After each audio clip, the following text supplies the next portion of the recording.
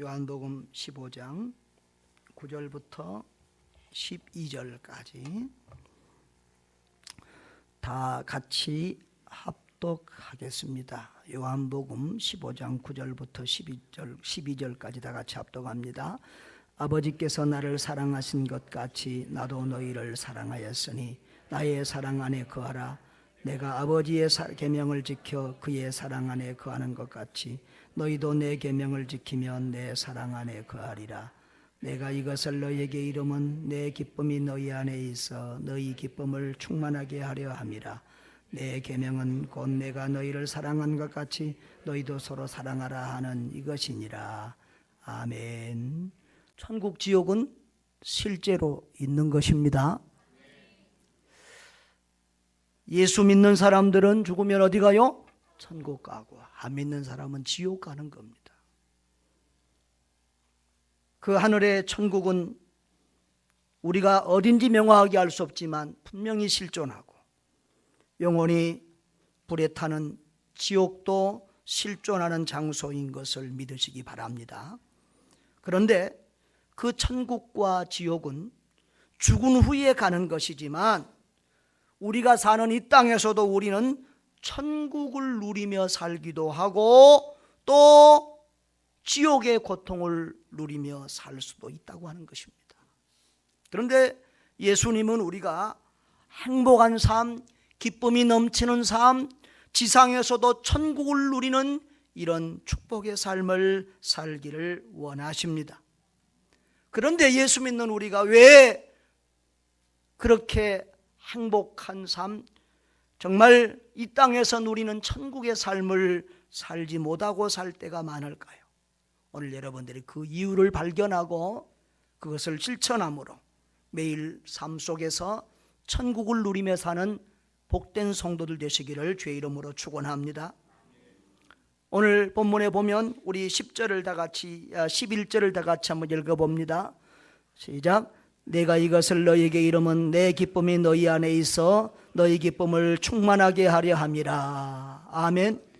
여러분, 하나님 안에 있는 기쁨이 있습니다. 완전한 기쁨입니다. 그런데 그 완전한 기쁨, 부족함이 없는 충만한 기쁨이 하나님은 누구 속에도 있기를 원한다고요? 우리 속에도 있기를 원한다는 것입니다. 그래서 예수님도 요한복음 10장 10절에도 보면은 내가 온 것은 양으로 생명을 얻게 하고 더 풍성히 얻게 하려는 것이라 라고 말씀했습니다. 하나님은 우리가 기쁨 가운데, 평강 가운데 참으로 이 땅에서 천국을 누리는 풍성하고 행복한 삶을 원하세요. 그것이 아버지 하나님의 마음이세요. 우리 부모들이 자녀가 행복하게 살기를 원하는 것 100배 1000배 이상으로 우리 하나님은 우리가 행복한 삶을 누리기를 원하신다는 것을 기억하시기를 바랍니다. 그래서 예수님 부활한 이후에도 제자들에게 먼저 나타나서 맨 먼저 하시는 말씀, 계속해서 하시는 말씀, 너희에게 평강이 있느냐, 너희에게 평강이 있느냐, 너희에게 기쁨이 있느냐, 그렇게 묻고 계십니다. 그러면 우리가 어떻게 하면 그 기쁨을, 행복을 이 땅에서 누리면서 우리가 이 땅에서 천국을 체험하며 살 수 있을까요? 첫째로는 우리가 하나님과의 관계 속에서 넘치는 사랑을 맛보아야 합니다. 여기 9절에 보면 아버지께서 나를 사랑하신 것 같이 나도 너희를 사랑하였어. 하나님의 사랑, 예수님의 사랑, 우리를 향한 성령님의 사랑, 그 삼위일체 하나님의 사랑을 우리가 맛보고 알고 누려야만 합니다. 그 사랑이 우리 가운데 넘쳐야 된다는 거예요. 우리 지난주에도 말씀드렸습니다. 예수님의 한없는 사랑, 끝없는 사랑, 가히 없는 사랑, 그 사랑을 받은 제자들이 그 사랑 안에서 변화된 삶을 살 수 있었다고 하는 것입니다. 우리는 누구를 사랑하기 전에 내가 먼저 주님의 사랑을 받아야 합니다. 여기 9절에도 나도 너희를 사랑하였으니 그랬습니다. 또 12절에도 보면은 내가 너희를 사랑한 것 같이 그랬습니다. 먼저 우리가 주님의 사랑을 알고 그 주님의 사랑을 배우고 느끼고 누려야만 그 사랑이 우리 속에서 흘러 넘쳐서 이웃을 사랑하게 있게 되는 줄로 믿습니다. 여러분, 제가 1989년 가을에 단독 목회를 처음 하게 됐어요. 그 이전에 한 9년 가까이 부교육자 생활을 전도사 생활을 하다가 단독 목회를 하게 되는데, 그때 처음으로 제가 목회가 힘들다라는 것을 절절히 느꼈어요. 그 이전에 전도사 때는 뭔 목회가 힘들고 목사님들이 뭐가 힘들다고 그러냐, 이 말을 저는 이해를 잘 못했어요. 우리 목사님 무슨 사명감이 좀 부족해서 그런가 보다, 그런 생각을 오히려 오해를 하고 그랬는데, 단독 목회를 해서 내가 담임 목회를 해보니까 그 이전에 알 수 없었던 고통과 괴로움이 오는 거예요. 저는 전도사 생활하면서 목사님에게, 성도들에게 그렇게 막 큰 꾸중이나 뭐 비방하는 말, 이런 말들을 잘 못 들어봤어요. 는 칭찬받고 사랑을 받는 사람이었어요.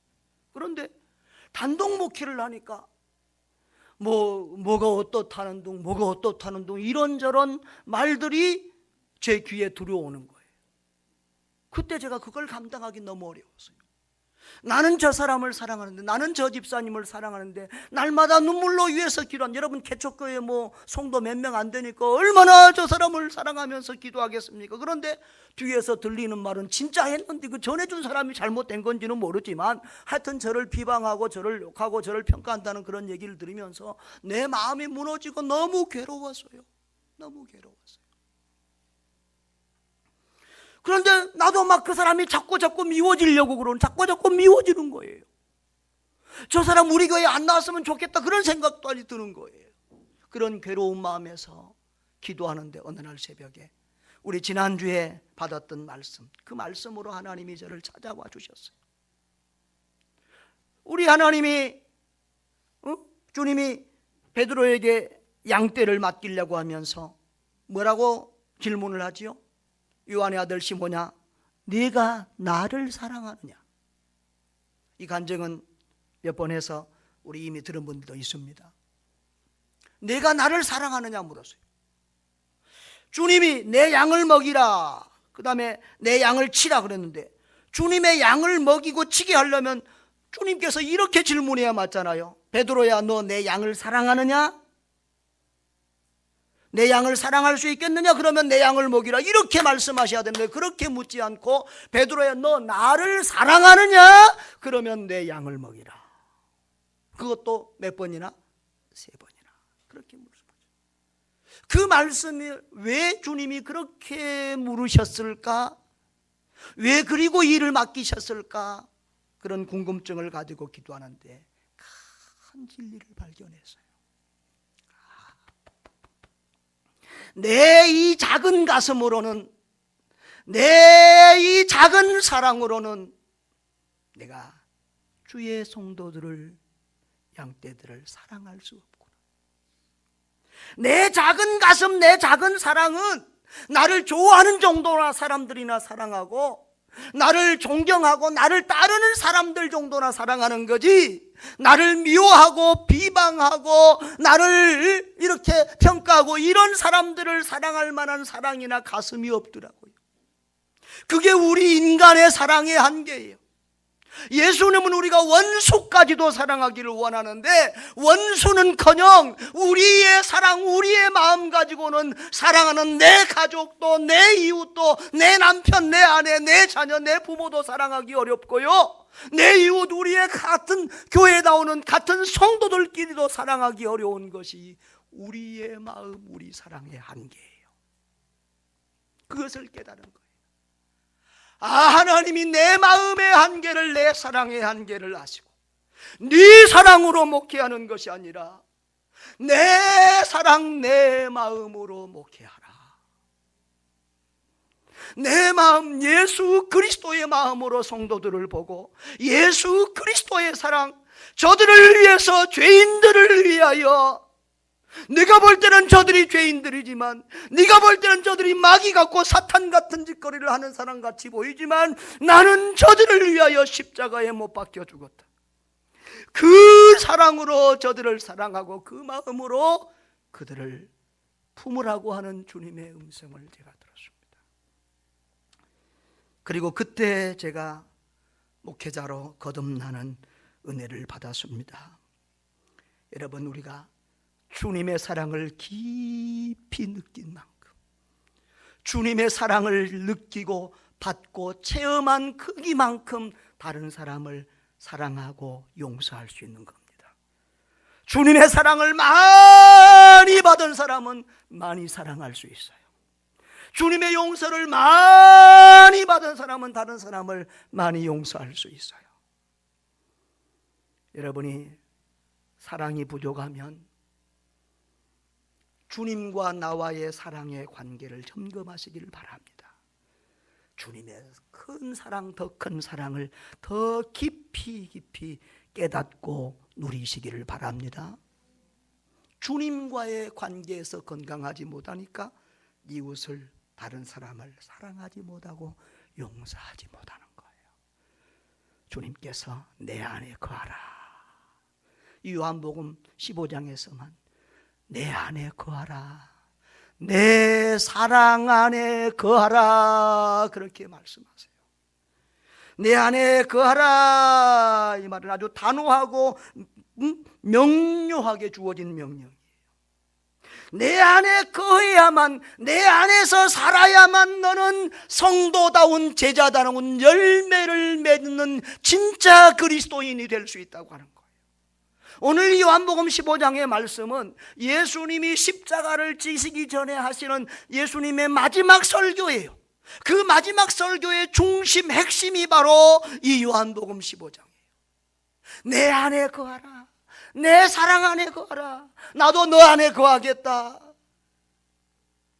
다시 말하면 주님과 우리가 하나 돼서 한 사랑으로, 한 마음으로, 한 목적을 가지고 살아가자는 거예요. 그럴 때 우리가 진정한 그리스도의 삶을 살 수 있고 예수 제자로서의 열매를 맺는 삶을 살 수 있다는 거예요. 여러분, 예수 안에 거하십시오.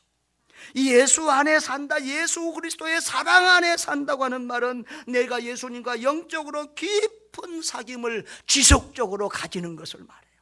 그래서 그 예수로 충만한 상태, 예수 사랑으로 충만한 상태, 은혜 충만한 상황, 그래서 그 예수님의 사랑이 내 속에서 너무너무 내 안에 그 사랑이 너무너무 많아서 그 사랑이 넘쳐나기를 주님은 원하시는 거예요.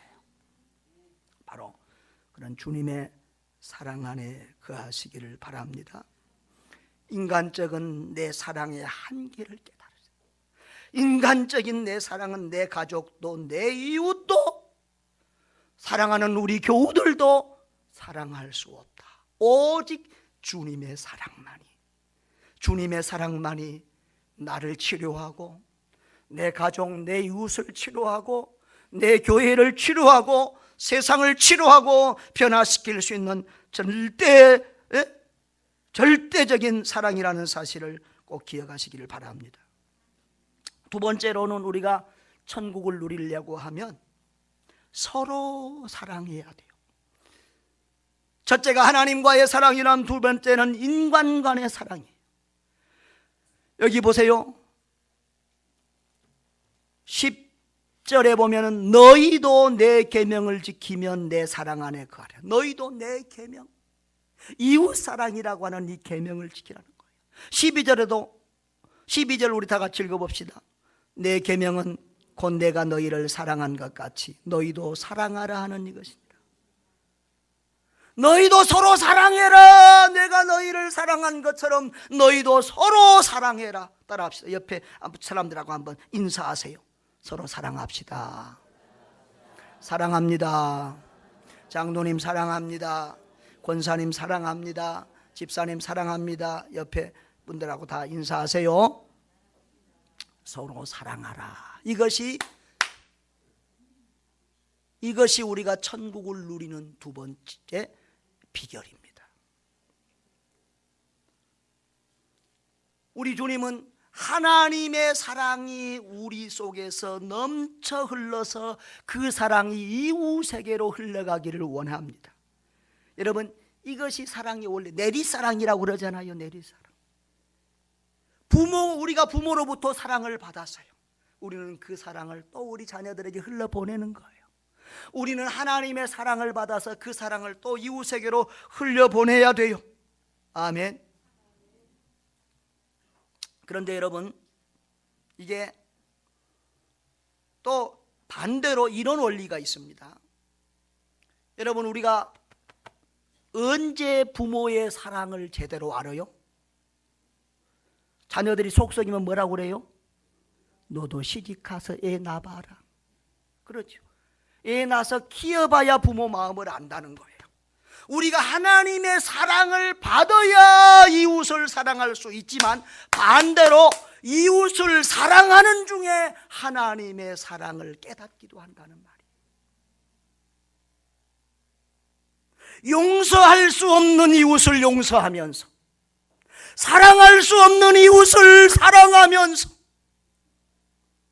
주님의 마음을, 주님의 사랑을 깨닫는 거예요. 용서할 수 없는 나를 용서해 주고, 사랑할 수 없는 나를 용서해 주신, 인내할 수 없는 나를 끝까지 인내하며 붙들어 주시는 그 주님의 사랑을 내가 깨닫는 거예요.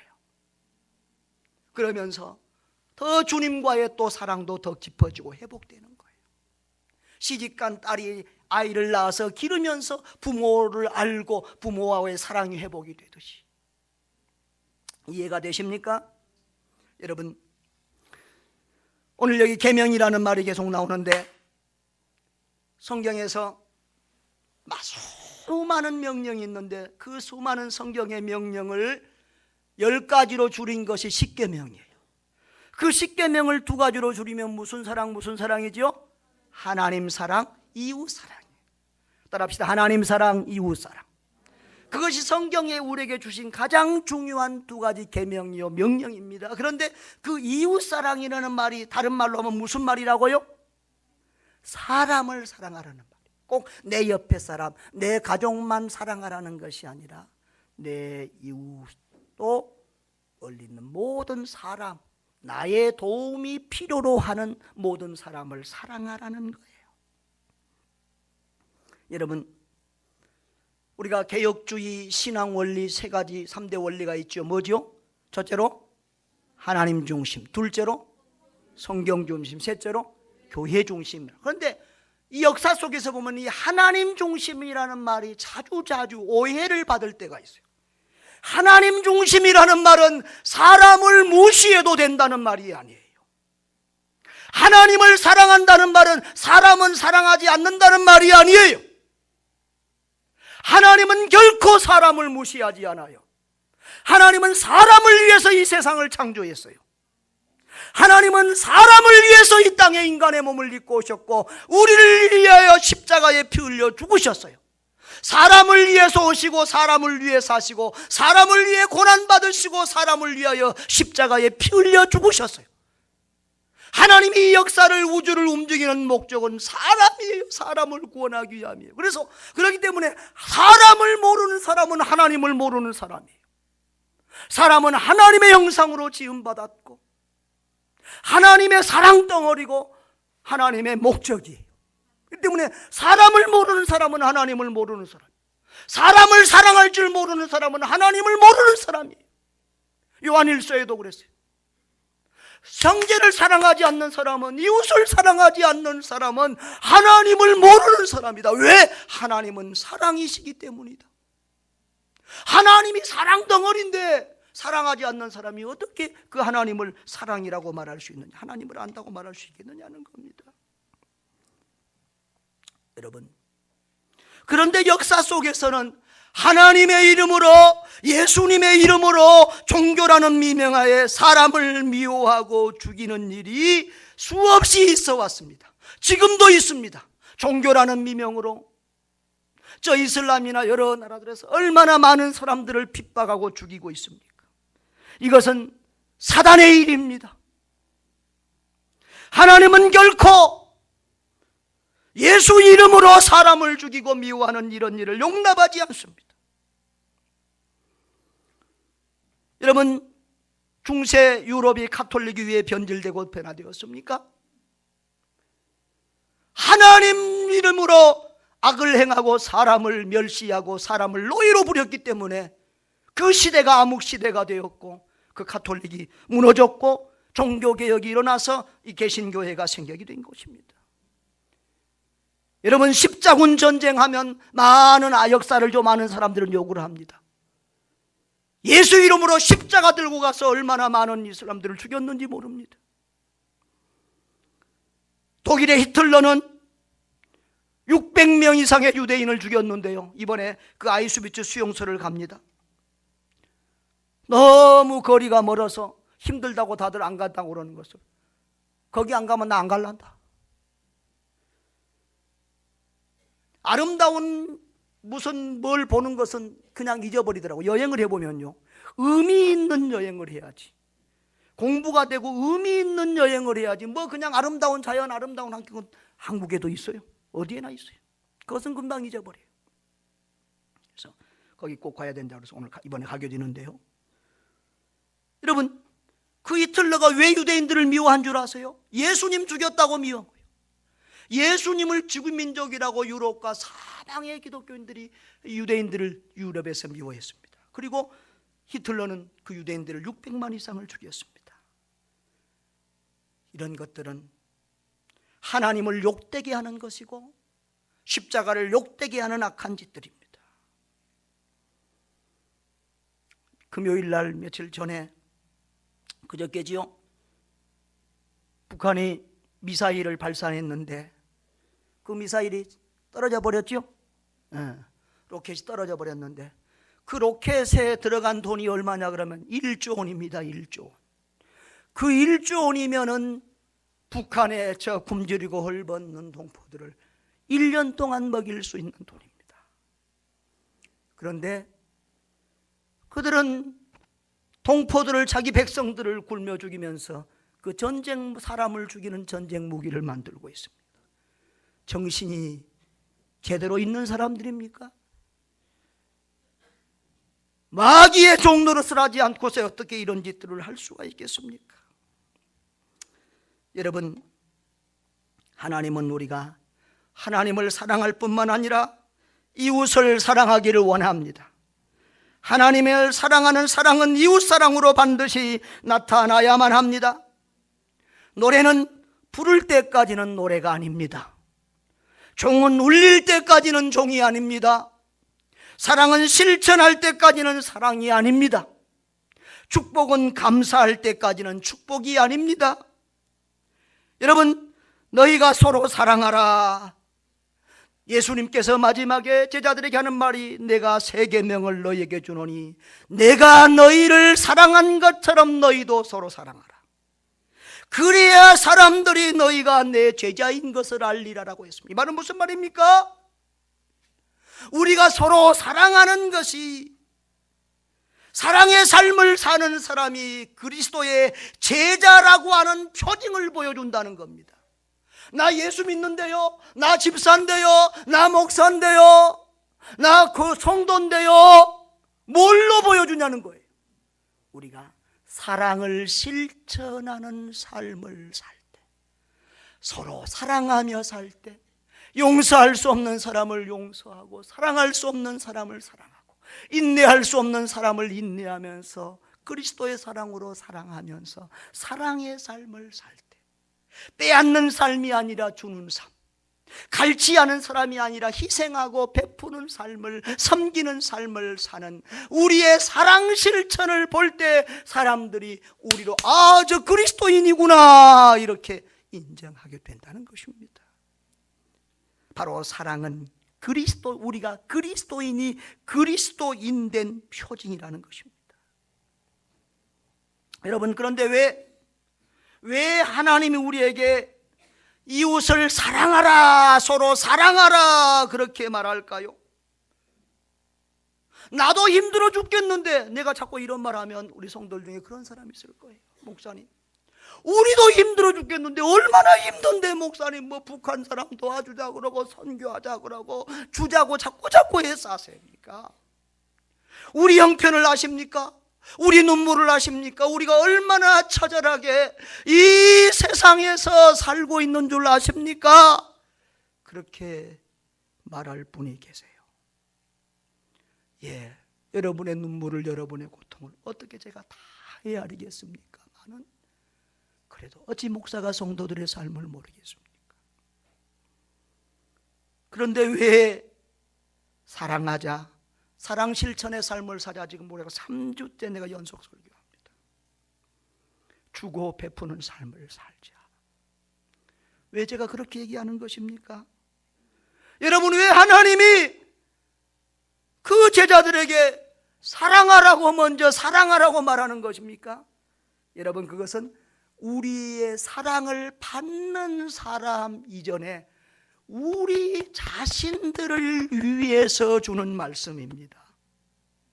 내가 쉽게 말하면 나에게 이수자 권사를 사랑해라, 이 말은 이수자 권사를 1차적으로 위해서 하는 말씀이 아니고 나를 위해서 하는 말이에요. 내가 남을 사랑해야 내가 행복하기 때문에, 내가 남을 사랑해야 내 마음에 천국이 이루어지고 기쁨이 이루어지기 때문에, 내가 남을 용서해야 내 마음에 천국이 이루어지고 행복이 있기 때문에 먼저 나에게 사랑하라, 용서하라 그러는 거예요. 그러니까 주님의 사랑하라, 주라, 베푸라, 희생하라, 이 말은 다른 사람이 아니라 먼저 나를 위하여 하시는 말씀이며 명령임을 기억하시기를 바랍니다. 이것이 기독교의 진리예요. 죽음 이후에 생명이 있어요. 죽어야 사는 것이 기독교의 역설적인 진리인데, 이것이 참 대단한 매력이에요. 여러분, 십자가를 체험한 사람만이 부활의 기쁨을 누릴 수가 있어요. 죽었다가 살아나 본 사람만이 생명이 얼마나 귀한 줄 알아요. 나는 2년 동안을 병원에서 살다가 죽었다가 살아났어요. 그래서 그 다음부터는 절대 죽는 생각, 자살 이런 생각은 안 해요. 사는 것 그 자체가 행복이고 축복이에요. 쇠똥에서 굴러도 살아야 돼요. 아무리 가난하고 못나고 비천하고 병든 사람도 연약한 사람도 사는 것 그 자체가 하나님의 영광이고 그 사람의 존재의 의미예요. 생명보다 사는 것보다 더 중요한 게 없어요. 그런데 죽음을 맛봐본 사람만이 생명의 귀함을 안다, 그 말이에요. 많은 사람들이 십자가를 체험해보지 않았으니까 부활의 기쁨을 잘 몰라요.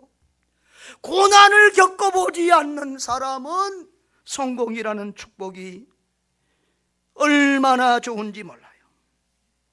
여러분, 왜 우리가 하나님의 축복을 받지 못합니까? 십자가는 생각하지 않고 부활만 생각하기 때문에 그래요.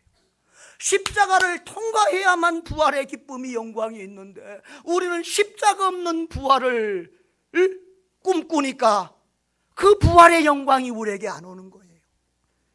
희생 다음에 영광이 있는데, 고난 다음에 축복이 있는데, 헌신 다음에 축복이 있는데, 우리는 희생이나 헌신이나 고난은 생각하지 않고 복만 받으려고 하니까 축복을 받을 수가 없어요.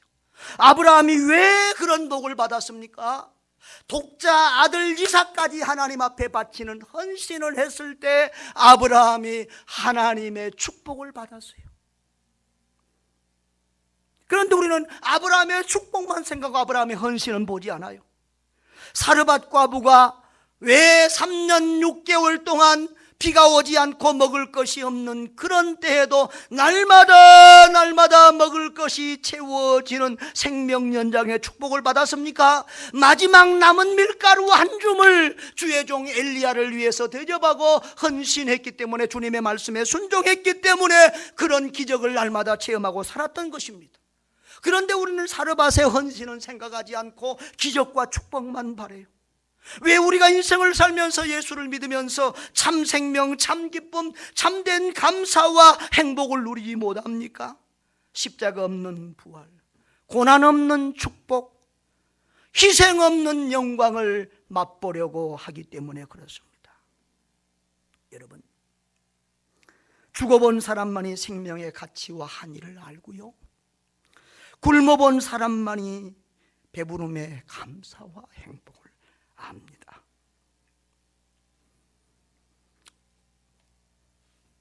제가 예수를 믿으면서 목회와 선교를 하면서 딱 승리의 비결 한 가지 딱 명심하는 게 있어요.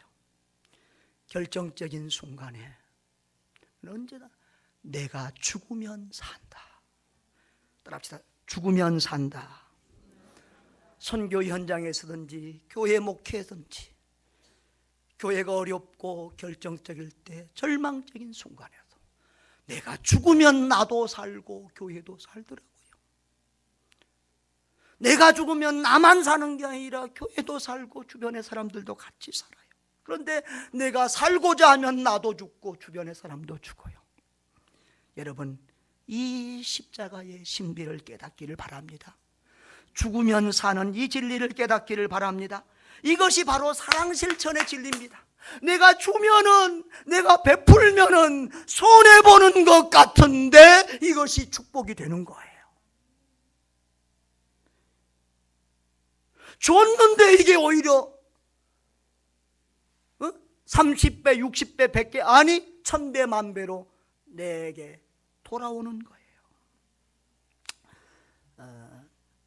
얼마 전에 제가 감동적인 두 사람의 스토리를 접했습니다. 새벽이나 다른 시간에는 얘기를 한 적이 있는데 주일 낮에 제가 할 시간을 얻지 못해서 미뤄오고 있는데, 첫째로는 차인표 씨, 우리 힐링 캠프라고 하는 SBS 프로를 보신 분들이 있을 줄 압니다. 그것을 조금, 다른 사람들은 보통 한 번 나왔다 그러는데 차인표 씨는 2번을 나왔어요. 근데 얼마나 많은 감동을 줬는지 몰라요.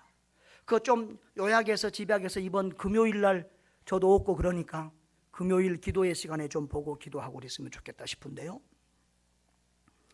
그 차인표 씨가 옛날에는 아주 잘 먹고 살고 누리던 사람의 스타 아니겠습니까? 그런데 참 남의 등에 떠밀려서 가장 가난한 인도의 어느 지역에 가서 그 가장 가난한 어린아이들을 만납니다. 그러면서 그 인생이 180도로 바뀌고 말아요. 남을 사랑한다는 것이, 남에게 베푸는 것이 얼마나 큰 행복이고 감사하고 축복이 되는지, 자기가 하나를 주는데 자기는 100배, 1000배, 만배로 더 행복해졌다는 거예요. 그래서 그분이 하는 말이 그래요. 차인표 부부가 한 70명의 아이들을 이렇게 케어하고 있어요. 한 아이한테 45,000원 정도를 그 아프리카 가난 아이들한테 보내면 그 아이들을 먹고 또 학교 보내는 돈이 되는데요, 그런 아이들을 70명 정도를 이렇게 매달 후원하고 있어요. 그런데 사람들은, 그분이 그렇게 말해요. 사람들은 내가 사랑을 나눈다고 합니다. 그런데 내가 더 큰 사랑을 받고 있습니다. 옛날에 먹고 마시고 누리며 살 때보다 얼마나 인생이 더 행복하고 얼마나 가정이 더 행복하고 복을 받고 있는지 그런 간증을 했어요. 그러면서 자기가 제일 존경하는 사람이 김정아 목사라는 분이라고, 그 TV에 그 목사님이 나왔어요. 병이 들어서 휠체어를 타고 나왔는데 그 목사님은 어떤 분인가 하면 저 강원도 사람입니다. 강원도 삼척 사람인데 중학교를 졸업하고 너무 가난해서 고등학교를 지나가지 못하고 이분이 양복점 점원, 공장 노동자, 막노동꾼, 또 배를 타기도 하고 그리고 출판사 외파는 리어카 노점상 이런 일들을 하면서 낮에는 일하고 밤에는 공부해서 9년 만에 고등학교를 졸업하고 또 8년 만에 방송통신대학을 졸업하고 그리고 나중에 신학교를 가서 이제 목사가 된 그런 사람입니다. 여러분, 가난한 사람이 가난한 사람을 도울 줄 알아요. 굶어본 사람이 굶어본 사람 심정을 알아요. 그래서 이 사람이 그 컴패션이라고 하는 이런 NGO 단체에 가서 돕는 일을 하게 됩니다. 지난번에 제가 참 재밌는 그런 그 뉴스를 접했는데요. 그 탈북자들을 위해서 헌금을 하는데 서울역 앞에 있는 노숙자들 교회에서 헌금을 했어요. 탈북자들을 위해서. 누가요? 노숙자들이. 그리고 어떤 또 큰 교회, 이름 있는 교회가 헌금을 했더라고. 그런데 그 노숙자 교회나 큰 교회, 부자 교회 헌금이랑 액수가 비슷하더라고요. 부자라고 해서 남을 돕는 거 아니구나. 그걸 다시 한번 깨달았습니다. 이 목사님이 그런 사람이었어요. 그래서 그 컴패션 NGO 남을 돕는 데 가서 이 행사 중에 풍선을 막 하늘로 날려서 뭐 날리니까 그 풍선 속에 무슨 뭐 상품권이나 뭐가 있는 줄 알고 많이 잡았어요. 7개를 잡았어요. 그런데 거기 다 자기가 연결해서 후원해야 될 아이들 이름이 써진 거예요. 몇 명 있어? 7명. 얼마? 30만 원이 넘는 돈. 개척교회 목사가 감당을 못하니까 이분이 어떻게 이걸 해야 되나 하고 기도하는 중에 하나님께서 지혜를 주신 거예요. 야, 너 군대 가서 고참들 구두 잘 닦았잖아. 종이 줍기를 하려 했더니 종이 줍기를 하면 옆에 다른 할머니들한테 피해되니까 그래서 이 구두 닦기를 한 거예요. 자기 조그만 3층 당구장 위에 있는 개척교회인데 그 교회 앞 입구에서 구두 닦기를 해가지고 그 돈을 가지고 어려운 아이들을 도왔어요. 그랬는데 또 그분이 루게릭병에 걸려서 이 몸이 굳어져 가는 거예요. 이것은 루게릭병은 불치병이잖아요. 그래서 지금은 말도 잘 못하고 휠체어를 타고 다니는데 그 사모님이 이렇게 알아듣고 통역을 해요. 그런데 그 목사님하고 사모님 얼굴이 천국이에요. 얼마나 평안한지 몰라요. 그 사모님이 하는 목사님은 본인 것은 아무것도 없어요. 장롱도 침대도 신발도 모두 주웠다가 쓰고 떠날 때는 남 주고 간다는 거예요. 그리고 자기 신체, 장기, 시신까지도 다 남에게 주려고 기증해냈다는 겁니다. 그 목사님이 TV에 나와서 그런 말을 했죠. 내가 죽어서 많은 사람을 살릴 수만 있다면 저는 10번이라도 죽을 수 있습니다. 그런 말을 했습니다. 여러분, 그렇습니다. 남을 미워하고 원망하면 우리 속에 불평과 괴로움과 질병이 가득 차게 됩니다. 미워하는 사람은 불행한 사람입니다.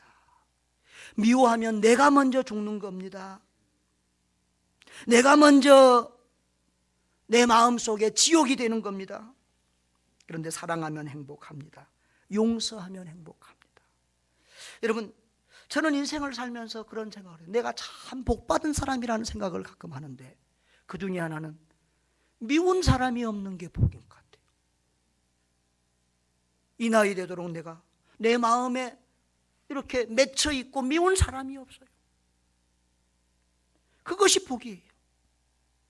몇 주 전에 제가 가자동강교에 가서 선교와 축복이라는 그런 선교원신 예배 설교를 하면서 우리 교회가 선교하면서 받은 축복들을 간증을 했어요. 근데 그 간증을 하면서 내 마음이 참 뜨거워지고 감동을 받고 눈물을 흘렸어요.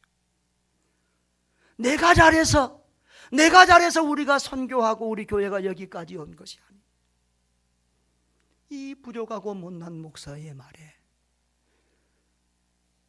적극적으로 협력해주고 순종해준 우리 장로님들, 그리고 여러분들이 있었기 때문에 우리 교회가 이렇게 좋은 교회, 건강한 교회가 됐어요. 왜 우리 장로님들이라고, 왜 여러분들이라고 반대하고 싶은 마음이 없었겠습니까? 우리가 더 가난한데, 우리가 더 힘든데, 목사님 남 주지 말고 우리 좀 도와주고 우리 좀 살펴주세요.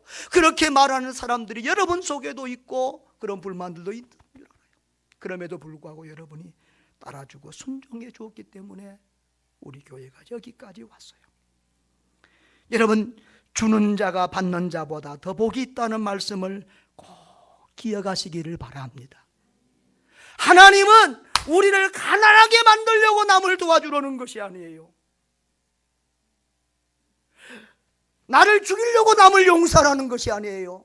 남을 사랑해야 내가 살기 때문에 사랑하라고 먼저 말씀하시고, 남을 용서해야 내가 먼저 살기 때문에 남을 용서하라고 하고, 남에게 주고 베풀면 나에게 오히려 축복이 되기 때문에 우리를 살리기 위해서 사랑하라, 용서하라, 주고 베풀고 희생하라고 말씀하는 줄 믿습니다. 여러분, 꼭 이 진리를, 성경의 진리를 깨닫기를 바랍니다. 오늘 제가 한 사람의 간증을 더하고 말씀을 마치겠습니다. 여기 김혜영이라는 사람이 있는데요, 이 여자는 정말 객관적으로 못생겼습니다. 키는 134cm입니다. 다리가 한쪽이 길고 짧습니다. 20-30m만 걸어가려 해도 몇 번을 쉬었다 가야 되는 그런 장애입니다.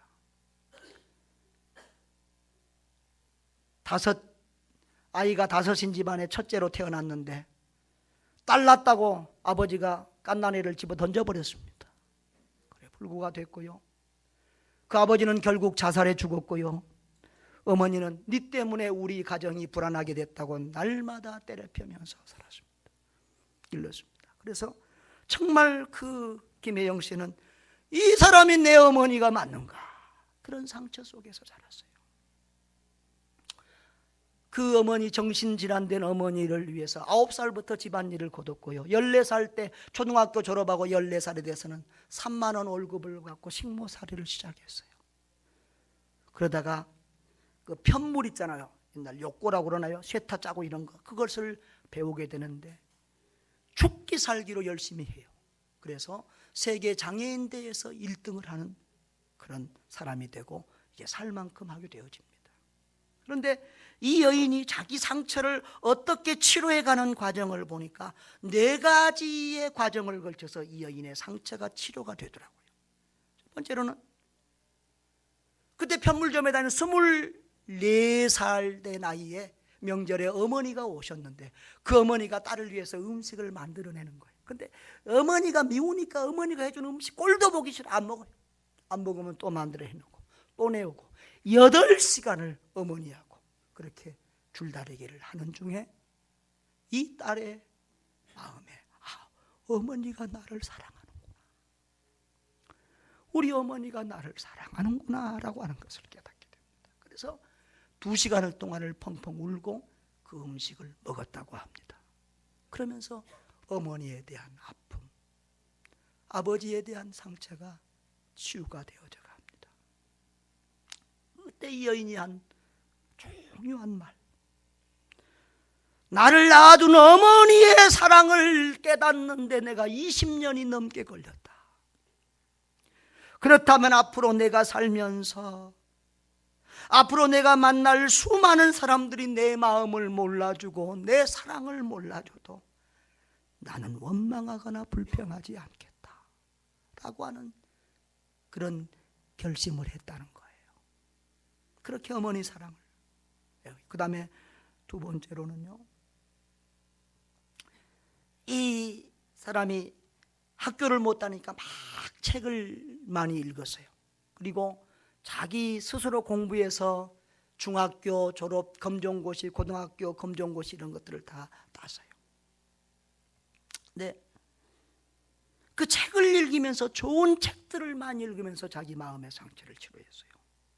그리고 3번째로는요, 그 편물 기술을 배우러 학원에 다니는데 자기 부모도 자기에게 관심이 없는데 자기에게 관심을 가지고 사랑해주고 기도해주는 사람들이 있었는데 그 사람들이 예수 믿는 사람들이었어요. 교회 다니는 사람이었어요. 그래서 그 사람을 따라서 교회를 나가면서 예수님을 만나면서 그 상처가 치료가 됐어요. 그리고 이제 그가 선교사로 나가야 되죠. 아프리카의 선교사로. 자기 보잘것없는 자기지만 자기보다 더 가난한 사람들을 도와주고 싶은 마음에서 그 아프리카 보츠와나라고 하는 그 가난한 지역에 가서 이 편물 기술을 가르쳐주는 평시도 선교사가 됩니다. 4년이 지나는데 그 학교가 문을 닫아버리고 다른 선교사들은 나가버렸어요. 그런데 5명의 아이들이 와서 선생님 우리를 가르쳐 주세요 하는 그 말에 거기 혼자 눌러 앉아서 그 학교를 교장이 되고 선생이 돼서 그 학교를 10년 이상을 더 이렇게 하게 돼요. 그래서 15명의 학생이 80명으로 되어요. 그런데 자기는 거기서 그 아이들을 섬기면서 너무 행복했다는 거예요.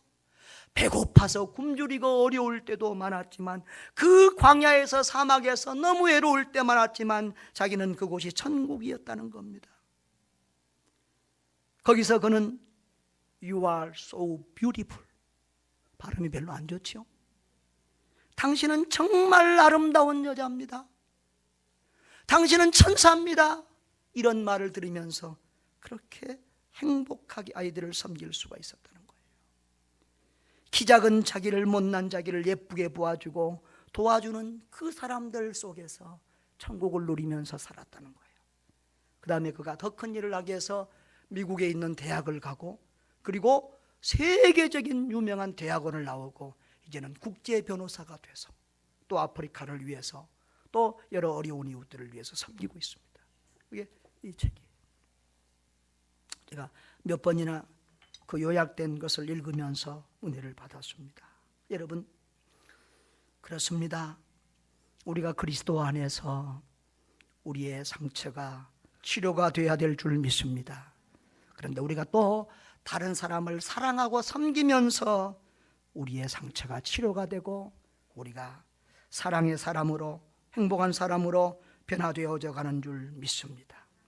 여러분, 죽기까지 사랑하십시다. 죽기까지 우리의 이웃들을 용서하십시다. 그래야 나도 살고 남도 삽니다. 우리는 주님을 위해서 이웃을 사랑하고 나 자신을 위해서 이웃을 사랑하고 또 그 사람을 위해서 우리 사랑을 베푸는 삶을 사십시다. 사랑하면 사랑받습니다. 인내하며 사랑하면요 하나님께서도 우리를 사랑해 주시고 사람들도 우리를 사랑해 줍니다. 여러분, 사랑하고 사랑받으면 그곳이 천국이에요. 우리 마음에 천국이 이루어지고 우리는 행복한 삶을 살게 되는 줄 믿습니다. 사랑하는 곳에 천국이 이루어지고요, 미워하는 곳에는 지옥이 이루어집니다. 사랑하는 우리 마음이 천국입니다. 사랑하는 가정이 천국입니다.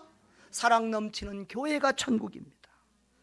그런 사랑 넘치는 사회와 세상을 만들어가는 저와 여러분 될 수 있기를 바랍니다. 여러분, 지상에서 천국을 누리는 비결 2가지입니다. 하나님의 사랑 안에서 사는 겁니다. 하나님의 사랑을 풍성히 누리는 겁니다. 그리고 어떤 경우에라도 정말 그것이 내 십자가다고 생각을 하면서 반드시 우리의 가족, 우리의 이웃, 우리의 교우, 우리의 주변 사람들, 우리의 사랑이 필요한 사람들을 위해서 사랑을 실천하십시다. 원수까지 사랑하신 예수님의 그 사랑을 본받아서 사랑 실천의 삶을 사십시다. 사랑하고 사랑받으며 사랑을 나누며 사랑 가운데 살면 그곳에 지상천국이 이루어지는 줄 믿습니다. 그런 행복한 삶을 살아가는 여러분 되시기를 주의 이름으로 축원합니다.